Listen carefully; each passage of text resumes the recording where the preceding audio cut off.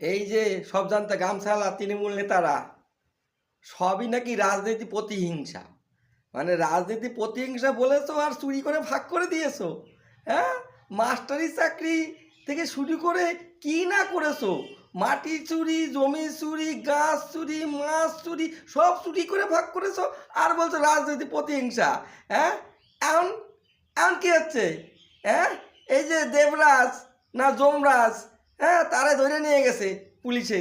হ্যাঁ, কয়দিন আগে কইছে আমি কোর্টে গিয়ে বলছে আমরা চুরি করেছি, আমাকে ধরা যাবে না, জামিন মঞ্জুর করেন।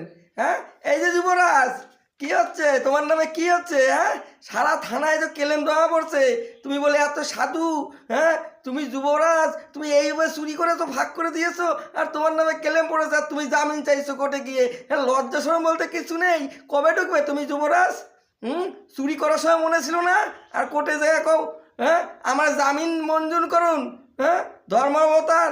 হ্যাঁ, এখন যাও কেন কোর্টে? সব নাকি রাজনীতিক প্রতিহিংসা। এখন জেলের ভাত খা। কবে যাবি যুবরাজ, কবে যাবি? অপেক্ষা করছে জনগণ। ডিম তো ভালোই খাইছিস, মোয়া দিয়েও কালকে খাইছে ডিম।